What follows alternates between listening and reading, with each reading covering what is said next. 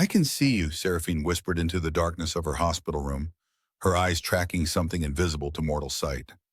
You've been watching me for days. Vespera materialized fully, her spectral form rippling with shock. No living soul had ever perceived her during the hunting phase, only at the moment of crossing. She studied the dying woman more intently, noting the amber threads weaving through her aura like molten gold. Impossible, Nixara hissed, her starlight form crackling with agitation as she manifested beside Vespera. The veil remains intact. She should be blind to our presence. But Seraphine's gaze remained fixed on Vespera, tears streaming down her pallid cheeks. I dreamed of you before I got sick. You were standing in a field of silver grass, reaching towards something I couldn't see. The memory struck Vespera like a physical blow. The silver fields, a place from her own forgotten past, before she became a reaper. How could this mortal know of realms that existed beyond death itself? We harvest now, Nixara commanded, her ethereal essence pulsing with authority. The council grows restless. They've already sent 3 ravens. Vespera's form wavered. The black ravens were harbingers of the council's impatience, each one a warning that escalated consequences for delay. But she couldn't move, couldn't reach for Seraphine's silver cord while those knowing eyes watched her. Tell me your name, Seraphine breathed, struggling to sit up despite the tubes and wires tethering her to life. Vespera, the Reaper replied, her voice carrying centuries of accumulated sorrow. I am the shadow that guides souls across the threshold. I'm not ready. Seraphine's hand moved to her nightstand, grasping a small wooden box. Her fingers trembled as she opened it, revealing a tarnished locket and a child's drawing. This is all I have left of my parents, and this, she held up the crayon drawing of 2 stick figures holding hands. Cordelia drew this for me the day before they died. She wrote "Best Sisters Forever" across the bottom. The crude artwork blazed with emotional resonance that Vespera could perceive across dimensional boundaries. Love, pure and desperate, emanated from the simple lines like a beacon. Touching, Nexara sneered, her form growing more solid and menacing. But mortal attachments are irrelevant. The natural order demands— The natural order is broken, Vespera interrupted, her ethereal core burning with newfound conviction. Look at her thread, Nexara. When have you ever seen amber light in a mortal's aura? Nexara's attention shifted to Seraphine's spiritual essence, and her starlight form flickered with uncertainty. An anomaly, all the more reason to complete the harvest quickly. What if it's not an anomaly? Vespera stepped closer to Seraphine, who watched their exchange with growing understanding. What if she's something else entirely? Seraphine clutched the locket tighter. I started seeing things after my parents died.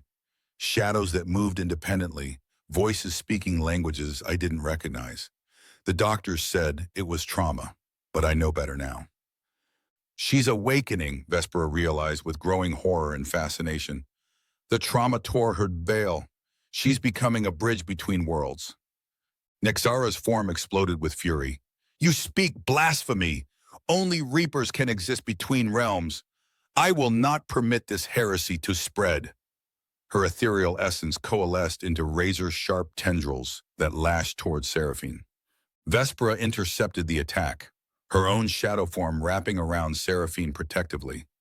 The impact sent shockwaves through the spiritual plane, and the hospital room's lights flickered wildly. You defend a mortal against your own kind? Nexara's voice dripped with betrayal. 1,000 years of service, and you choose this moment to lose your mind? I choose to think for myself, Vespera replied, her ethereal essence beginning to change, becoming denser, more substantial. I can give her my immortality, transfer my essence to sustain her life. The cost, Nexara began. I become human, I know. Vespera's form was already shifting, taking on weight and substance. But look at what she could become, Nexara, a living bridge between worlds. The Council fears such beings because they represent evolution. Nexara's starlight form pulsed with rage and desperation. The Council will send the Void Hunters. They will tear both your souls into component atoms. You doom not just yourself, but her as well. Then we'll face them together, Vespera said, pressing her palm against Seraphine's forehead. The transformation began immediately. Ethereal energy flowed between them like liquid starlight, and Vespera felt her immortal essence pouring into Seraphine's failing body. Her shadow form solidified, becoming flesh and blood, while simultaneous agony and ecstasy coursed through her being. Seraphine's body convulsed as otherworldly powers surged through her cells. Her amber aura blazed brilliantly, now interwoven with strands of ethereal silver. But more than physical healing occurred. Her perception expanded dramatically, allowing her to see multiple dimensional layers simultaneously. The pain, Vespera gasped, her voice now fully human. She looked at her solid hands with wonder and terror, feeling the crushing weight of mortality settle into her bones. Every heartbeat was a countdown now, every breath precious and limited.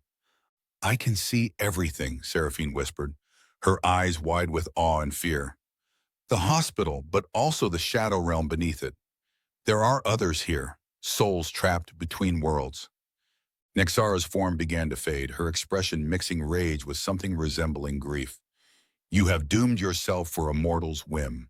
The Void Hunters will come within 3 days. They will make your suffering eternal. Then we have 3 days to prepare, Vespera replied, her new human heart beating with determination and terror in equal measure. As Nexara vanished back into the ethereal plane, Seraphine sat up in bed, her body completely healed, but her perception forever altered. She could see the dimensional fractures in the hospital walls, the spirits wandering the corridors, the web of connections binding all living things. I don't even know how to thank you, Seraphine said, helping Vespera to her feet. Help me understand what it means to be human, Vespera replied, marveling at the sensation of air filling her lungs, and help me figure out how to fight beings that exist beyond physical reality. Seraphine nodded, clutching her parents' locket as newfound power coursed through her veins. My sister will be here soon. She's always been good at impossible situations. The hospital room filled with warm morning light, but both women could now perceive the shadow realm overlaying the physical world. In the distance, something howled, a sound that existed in frequencies beyond human hearing, but resonated in their enhanced awareness. They're coming, Seraphine said simply. Vespera closed her eyes and felt her human heartbeat, irregular, fragile, beautiful, and running out of time. For the first time in a millennium, she was truly alive, and she intended to make every moment count. In the depths of the shadow realm, 3 sleek forms began moving toward the hospital with predatory grace. The Void Hunters had been released, and their hunger was absolute.